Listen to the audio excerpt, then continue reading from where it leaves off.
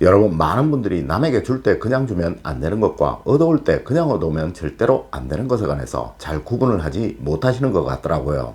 여러분, 절대 이것을 그냥 쉽게 생각해서는 안 된다는 것 아셔야 하는 거예요. 물론 이는 기의 흐름, 운의 흐름에도 많은 문제가 있겠지만 사람을 잃을 수도 사람을 얻을 수도 있는 인복과 아주 깊은 관계가 있다는 것 꼭 아셔야 한다는 것이죠. 여러분, 안녕하세요. 이정재입니다. 여러분, 운이라는 것은 아주 민감하며 늘 익숙한 것, 익숙한 패턴으로 흐르려고 하는 성향을 가지고 있습니다. 하여 아주 작은 변화에도 민감하며 때론 작은 변화에도 전혀 상상치도 못했던 일들이 일어나곤 한다는 것이죠. 아마 여러분들도 아주 작은 문제, 별 대수롭지 않은 문제로 인해 한 사람과 절연을 하시기도 하셨을 것이며 아주 별것 아닌 사소한 고마움으로 평생을 함께하는 벗을 얻은 경험 역시도 있을지도 모릅니다.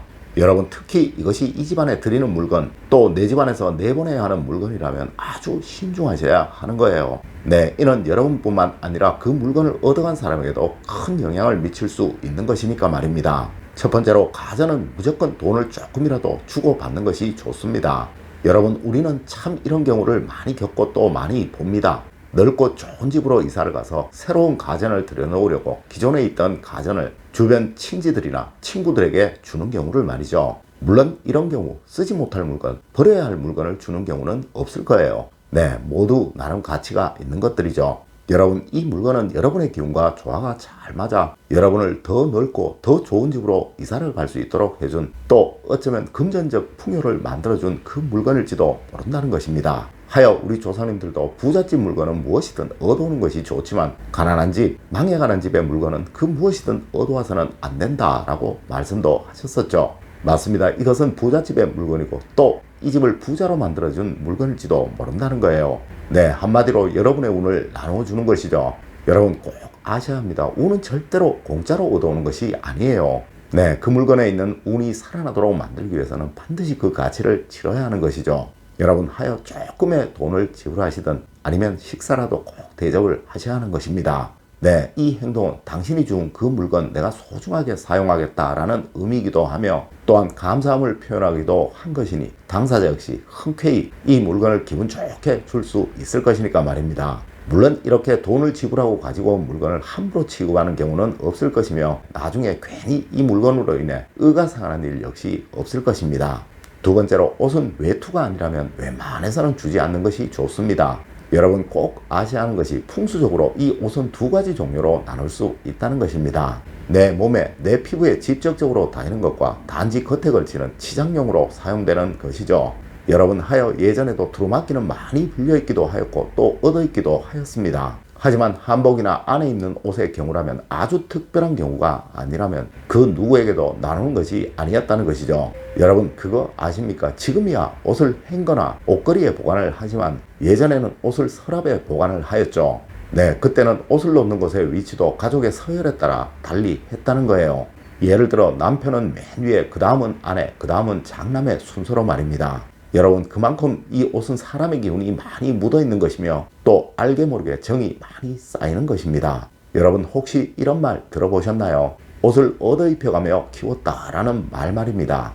내인은 아주 빈곤했다, 아주 가난했다라는 의미입니다. 여러분, 우리는 이 의식주라는 표현을 별 생각 없이 사용하고 있지만 이는 사실 제일 가난한 것이 얻어입는 것이고 다음이 얻어먹는 것이며 그 다음이 집이 없는 것이다 라는 순서를 말한다는 것을 잘 모른다는 것이죠. 외투, 즉 겉에 걸치는 옷은 누구에게 주어도 상관이 없습니다. 하지만 안에 입는 니트, 셔츠, 블라우스, 티셔츠 이런 것들은 절대 남을 주시면 안 된다는 거예요.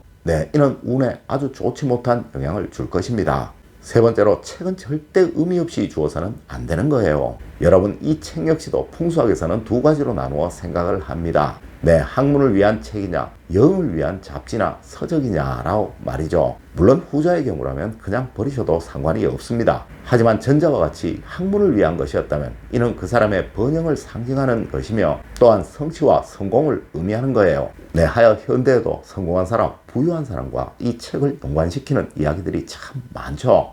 부자들은 책을 많이 읽고 또 곁에 둔다라는 식으로 말입니다. 여러분, 하지만 과거에는 이 책을 한 권 얻기 위해서 목숨을 거는 경우도 있었다는 거예요. 물론 그때는 책을 하나 인쇄하기가 너무도 어려웠으니 그랬겠지만 분명 과거에도 계층에 따라 읽어서 되는 책, 읽어서 안 되는 책이 구별될 정도로 이 책은 너무나도 소중한 것이었다는 거죠. 여러분, 이러한 책을 남에게 줄 때는 반드시 어떠한 의미가 있어야 한다는 거예요. 물론 이런 책은 가능하면 버리지 않는 것이 좋으며 또 버리실 때는 가능하면 불에 태우는 것이 좋으나 요즘은 단단히 묶으셔서 한꺼번에 버리시는 것도 하나의 좋은 방법입니다. 네 번째로, 금전적인 가치가 있는 물건은 반드시 선물이어야 합니다.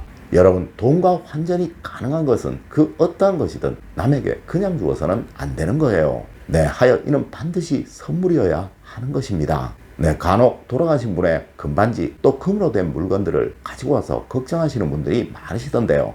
여러분, 이는 분명 재산으로 분배가 된 것일 것이라 전혀 문제가 없습니다. 네, 이렇게 이 돈은 운과 가장 관계가 밀접한 거예요. 절대 의미 없이 남에게 그냥 주어서는 안 된다는 것이죠. 여러분, 조선 최고의 거상이었던 김만덕은 거지에게도 돈은 그냥 주는 것이 아니라고 하였습니다. 네, 반드시 일정한 대가로 주어야지 그냥 주게 되면 나도 가난해지고 필연코 그 돈을 받는 사람 역시 가난을 벗어나지 못하게 된다라고 말을 하였다는 것이죠. 여러분, 하여 금전적인 가치가 있는 것, 예를 들어 그림이나 글씨, 귀중품 같은 것을 누구에게 주어야 할 일이 생기시거든 반드시 작은 의미라도 만드셔서 꼭 선물로 주시도록 하세요. 네, 그래야 운의 영향이 전혀 없게 되는 것입니다. 다섯 번째로, 생명이 있는 것은 반드시 그 가치를 지불하셔야 합니다.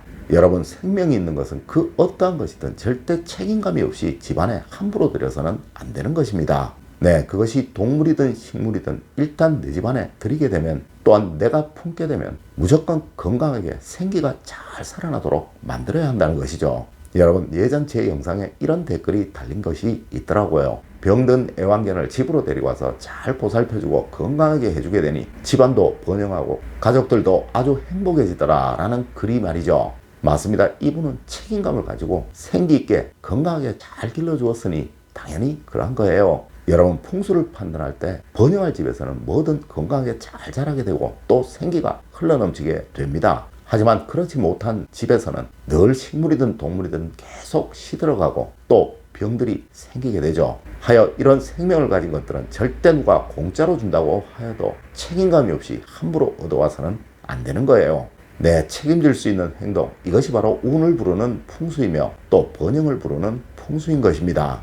여러분, 오늘은 남에게 뭔가를 얻어올 때 또 주어야 할 때 꼭 알아야 하는 풍수 상식에 관해서 이야기를 해드렸습니다. 오늘 제가 알려드린 이야기 여러분들 꼭 명심하시길 부탁드리며 오늘의 이야기를 마치도록 하겠습니다. 늘 올바른 학문과 올바른 지식을 여러분들께 전하도록 노력하겠습니다. 여러분, 긴 시간 감사드립니다. 감사합니다.